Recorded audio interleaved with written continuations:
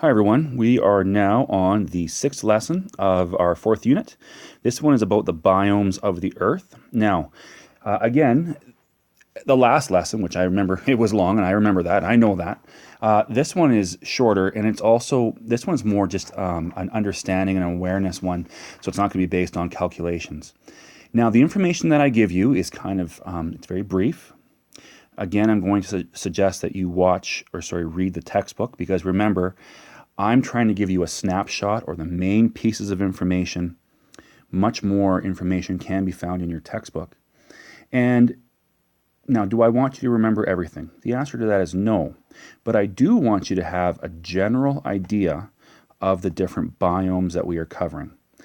So I'll begin, and so like I'm saying, I don't want you to memorize every single detail, but I certainly want you to have a clear understanding in your head of the differences between the 6 biomes that we're going to be looking at. All right, let's begin. First of all, biomes are open systems. A biome is a large geographical region with particular climate conditions. Now, just so you know how big a biome can be, I do have this coming up, but if you wanted to look, just so you know, because I do have the textbook attached, to this card. It's on page 392, and you can see how the biomes are spread out over the Earth. A description of a biome includes the typical range of temperature and precipitation, the plants and animals that are adapted to those conditions. Now, what I think is important is we're going to be looking at some graphs here coming up in regards to the temperature and the precipitation of each biome. And you'll see that it's almost like a puzzle. I would suggest that you understand where each of the biomes fits on this temperature precipitation graph, and I do have them coming up. And then, it makes sense here, though, this makes good sense. Because each biome is so large, and because they have a typical temperature and a typical pattern of precipitation, you are going to have specific plants and animals that have adapted to those certain biomes. I think that makes good sense too.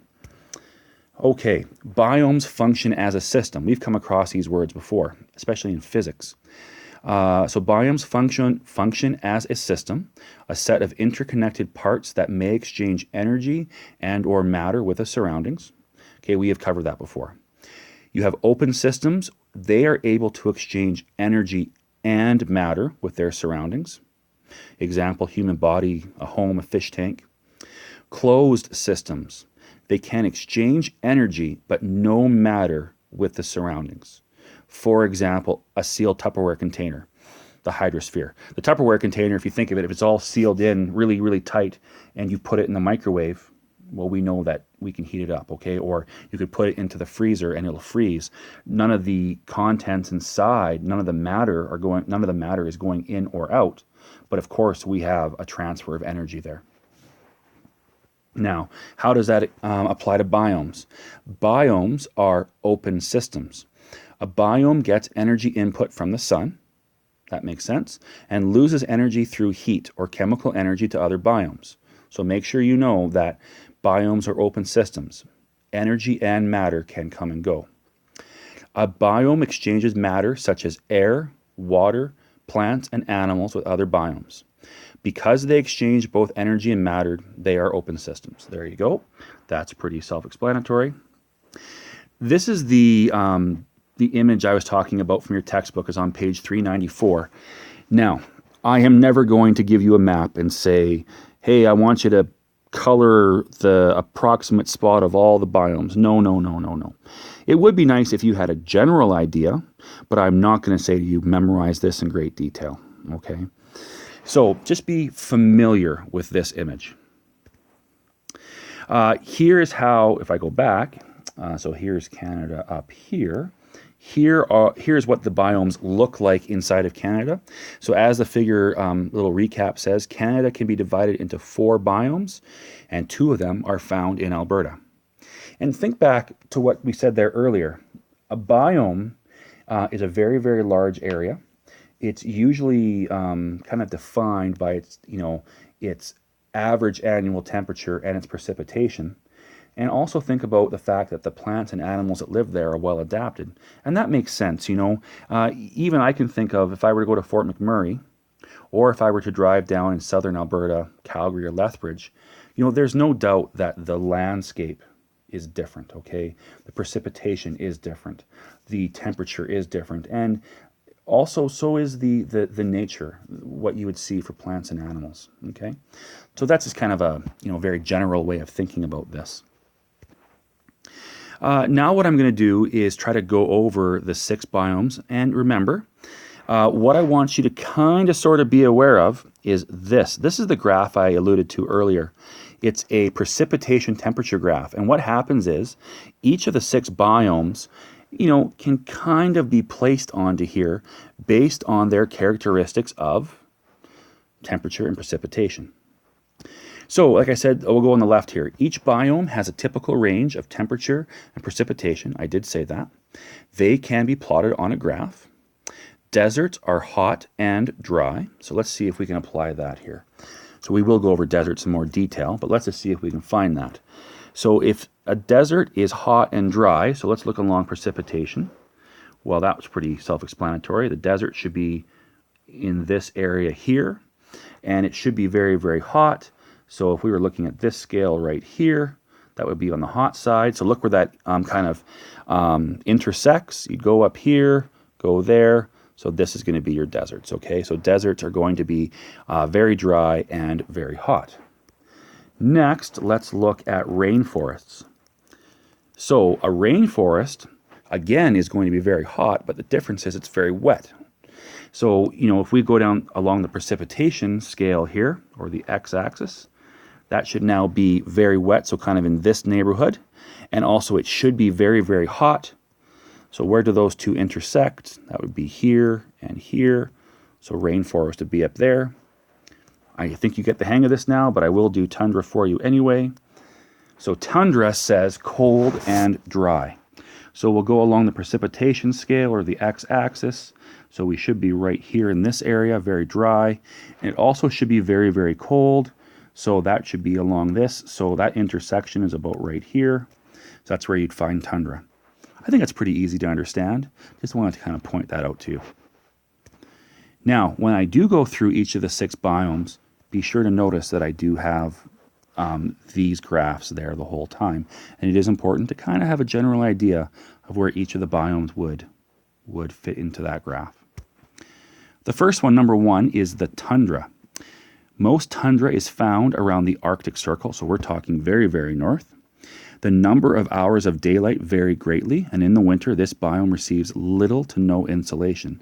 That's true. I mean, we're basically, in the winter months, the very north, the tundra biome, is virtually receiving little to no solar energy, okay? Now, of course, that's going to lead to some very, very cold temperatures, and that makes sense. Ice and snow cover most of the tundra year-round, known as permafrost. This means the region has high albedo and therefore reflects most radiation back into space. It's kind of a double whammy. Not only does tundra receive, a much less amount of solar energy, well, the fact that it's covered in ice and snow means what comes, a lot of it is bounced right back up into space because it has high albedo. It's covered in white snow and ice. So here you go, more about tundra. Tundra. Because of the lack of the sun, the tundra is characterized by the coldest and driest conditions of any biome. Plants, they're going to have a very short life cycle to reproduce during the short summer. That makes sense. They're small, lie very close to the ground. Animals feed mostly on fish, and they protect themselves by burrowing underground, hibernation.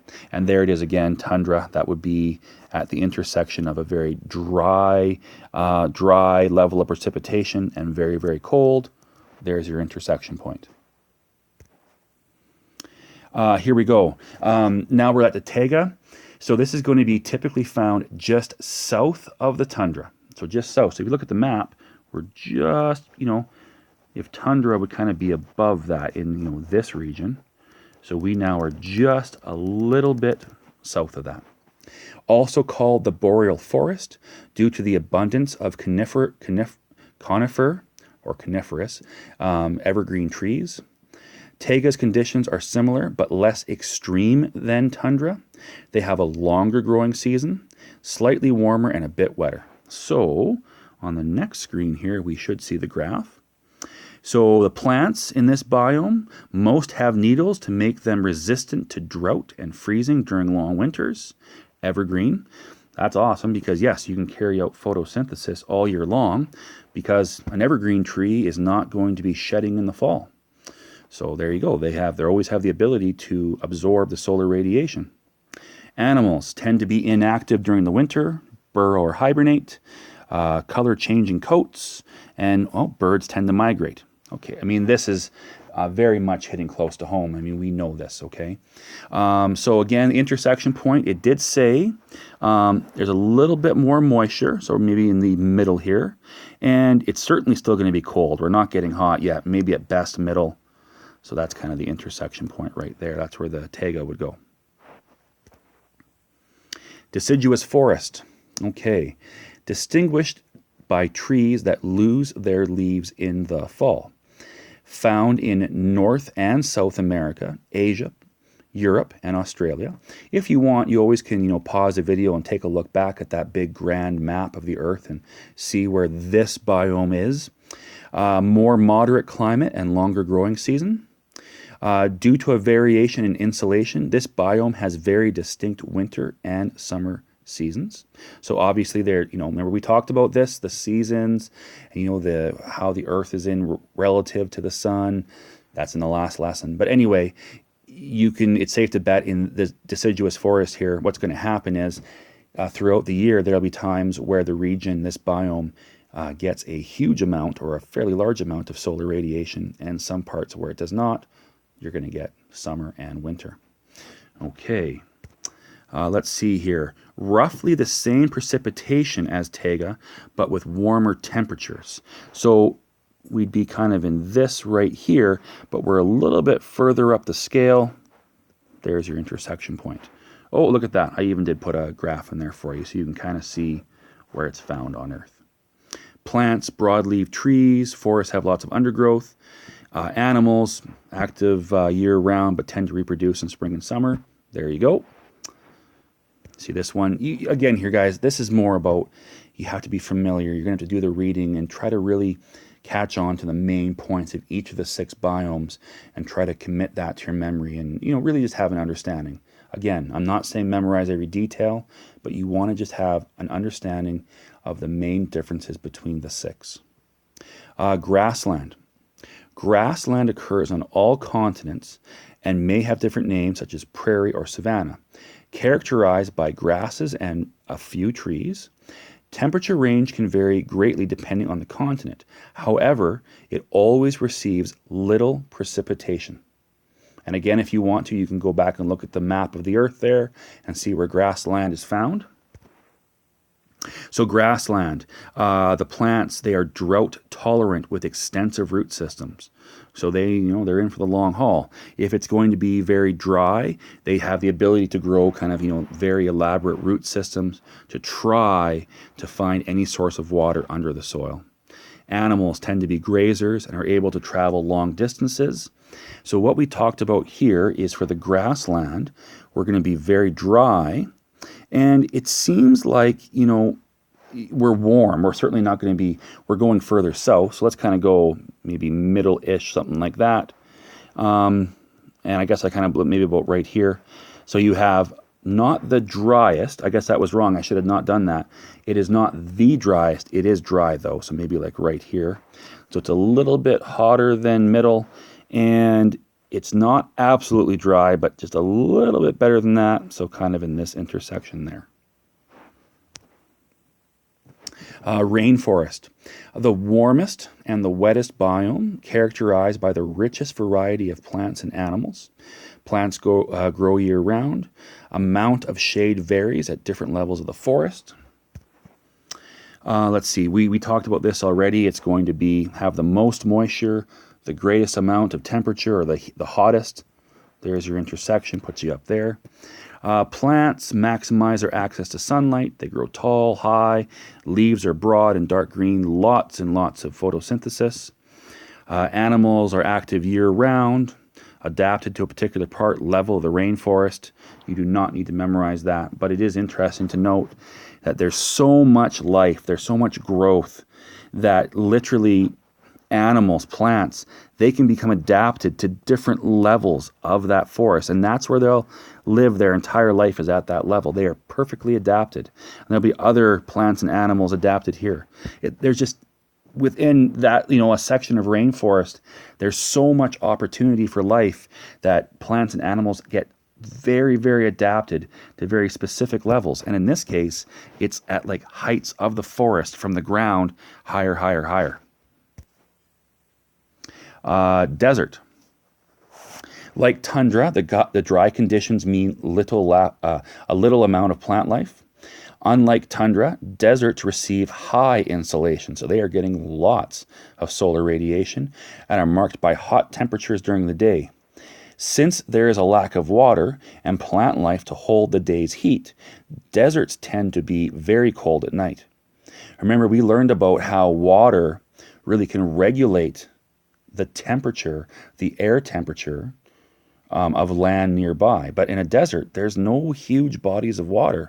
So, during the day, the sun is going to really heat up the air. That makes sense. But at night, there's nothing to regulate the temperature of the air. So what's going to happen is, as the sun goes down, the air loses its energy and it cools off. So there's a great variance there throughout the day and the nighttime. So again, the desert's going to be a mixture of dry and very hot, and that puts you at this intersection right here. You know about what can be found in a desert. We've all seen that a million times in movies. So you have 6 biomes. Again, I have to emphasize, I need you to read the textbook for this one. You really have to. And you have to make sure that you know the main characteristics of each biome. And I would recommend knowing that graph and kind of sort of where each of the biomes fits on the precipitation temperature graph. And you'll really be able to gauge your understanding once you do the practice questions that are labeled underneath here, underneath where this video is, and that's the page 402 questions. And that's basically going to test, do you know what's going on here with the biomes? Okay, again, read the textbook, and best of luck, everyone.